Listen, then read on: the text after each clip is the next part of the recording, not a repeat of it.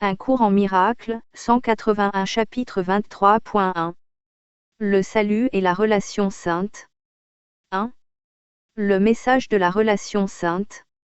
Laisse la raison faire un autre pas. Si tu attaques celui que Dieu voudrait guérir et que tu es celui qu'il aime, alors toi et ton Créateur avez une volonté différente. Or si tu es sa volonté, ce que tu dois croire alors, c'est que tu n'es pas toi-même. Tu peux certes croire cela, et tu le fais. Et tu as foi en cela, dont tu vois beaucoup de preuves. Et d'où, te demandes-tu, vient ton étrange malaise, ton sentiment d'être déconnecté, et cette peur qui te hante du manque de signification en toi-même. C'est comme si tu étais entré sans le moindre plan, sauf pour en ressortir, car cela seul semble certain. Or nous avons entendu plutôt une description très ressemblante, mais ce n'était pas de toi. Quand même, cette idée étrange décrite avec tant d'exactitude, tu penses que c'est toi. La raison te dirait que le monde que tu vois par des yeux qui ne sont pas les tiens, ne peut pas avoir de sens pour toi. À qui une telle vue pourrait-elle renvoyer ces messages ? Sûrement pas à toi, dont la vue est entièrement indépendante des yeux qui regardent le monde. Si ce n'est pas ta vision, que peut-elle te montrer ?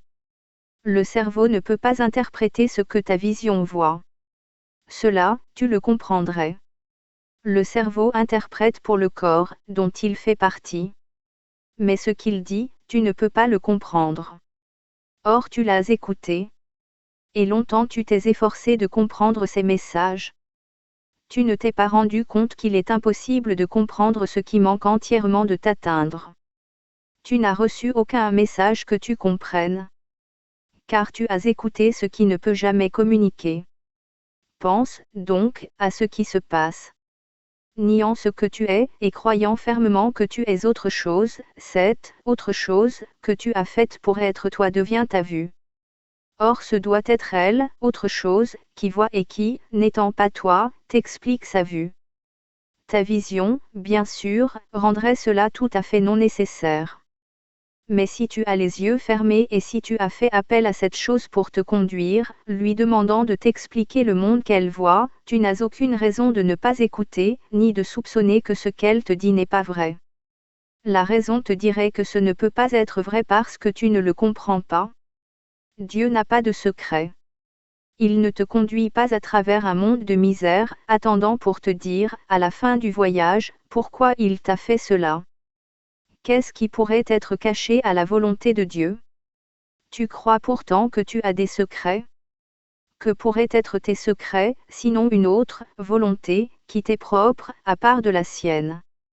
La raison te dirait que cela n'est pas un secret qu'il ait besoin de cacher comme un péché. Mais une erreur, certes. Ne laisse pas ta peur du péché le protéger de la correction, car l'attraction de la culpabilité n'est que de la peur. Voilà la seule émotion que tu aies faite, quoi qu'elle puisse sembler être. C'est l'émotion du secret, des pensées privées et du corps.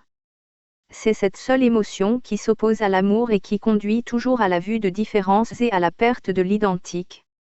C'est cette seule émotion qui te garde aveugle et dépendant du soi que tu penses avoir fait pour te conduire à travers le monde qu'il a fait pour toi.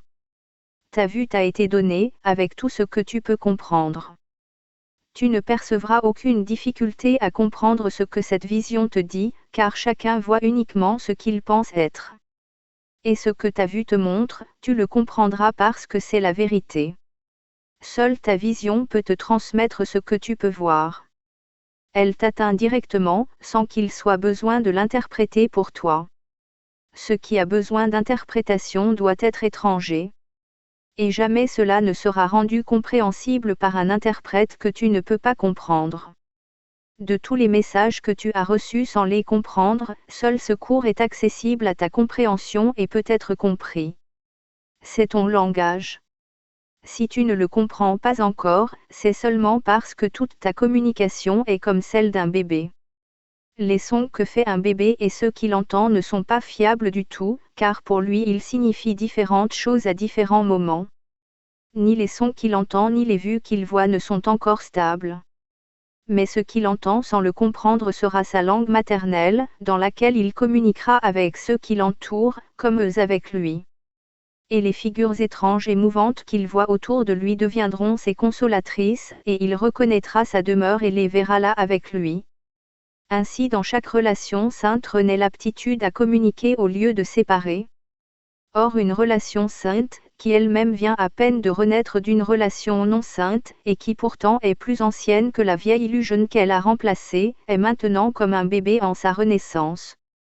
C'est pourtant en cet enfant que la vision t'est rendue, et il parlera une langue que tu peux comprendre.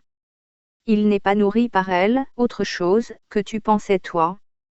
Ce n'est pas là qu'il a été donné, et il n'a été reçu par rien d'autre que toi. Car deux frères ne peuvent s'unir que par le Christ, dont la vision les voit ne faisant qu'un. Pense à ce qui t'est donné, mon saint frère.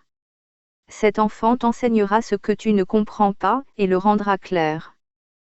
Car il ne parlera pas dans une langue étrangère. Il n'aura pas besoin d'interprète pour toi, car c'est toi qui lui as enseigné ce qu'il connaît parce que tu le connaissais. Il ne pouvait venir à personne d'autre que toi, jamais à autre chose. Où le Christ est entré, nul n'est seul, car il ne pourrait jamais trouver une demeure dans les séparés. Or il doit renaître dans son ancienne demeure, si neuve en apparence et pourtant aussi vieille que lui, un minuscule nouveau venu qui dépend de la sainteté de ta relation pour le laisser vivre. Sois certain que Dieu n'a pas confié son Fils à l'indigne. Rien que ce qui fait partie de lui est digne d'être joint. Il n'est pas possible non plus que quoi que ce soit ne faisant pas partie de lui puisse se joindre. La communication doit avoir été rendue à ceux qui se joignent, car ils ne pourraient pas faire cela par des corps. Qu'est-ce, donc, qui les a joints? La raison te dira qu'ils ont dû se voir l'un l'autre par une vision qui n'est pas du corps, et communiquer dans une langue que le corps ne parle pas. Ce ne peut pas non plus être une vue ou un son effrayant qui les a doucement réunis. Plutôt, chacun a vu en l'autre le parfait abri où son soi pouvait renaître en sécurité et en paix. C'est ce que sa raison lui a dit et c'est ce qu'il a cru parce que c'était la vérité. Voilà la première perception directe que tu peux faire. Tu l'as fait par une prise de conscience plus vieille que la perception et qui pourtant renaît en un seul instant. Car qu'est-ce que le temps pour ce qui a toujours été? Pense à ce qu'a apporté cet instant, la reconnaissance que elle, autre chose, que tu pensais toi est une illusion. Et la vérité est venue instantanément, pour te montrer où doit être ton soi. C'est le déni des illusions qui fait appel à la vérité, car nier les illusions, c'est reconnaître que la peur est insignifiante. Dans la sainte demeure où la peur est impuissante, l'amour entre avec gratitude, reconnaissant de ce qu'il ne fait qu'un avec vous qui vous êtes joints pour le laisser entrer. Le Christ vient à ce qui est pareil à lui, au même et non différent. Car il est toujours attiré vers lui-même. Qu'y a-t-il d'aussi pareil à lui qu'une relation sainte? Et ce qui attire toi et ton frère l'un vers l'autre l'attire vers vous. Là, sa douceur et sa tendre innocence sont protégées de l'attaque. Là, il peut revenir avec confiance, car la foi en autrui est toujours la foi en lui. Tu as certes raison de considérer ton frère comme la demeure qu'il a choisie, car là ta volonté s'accorde avec la sienne et avec celle de son Père. Telle est la volonté de ton Père pour toi, et la tienne avec la sienne. Celui qui est attiré vers le Christ est attiré vers Dieu aussi sûrement que les deux sont attirés vers chaque relation sainte, la demeure préparée pour eux tandis que la terre est changée en ciel.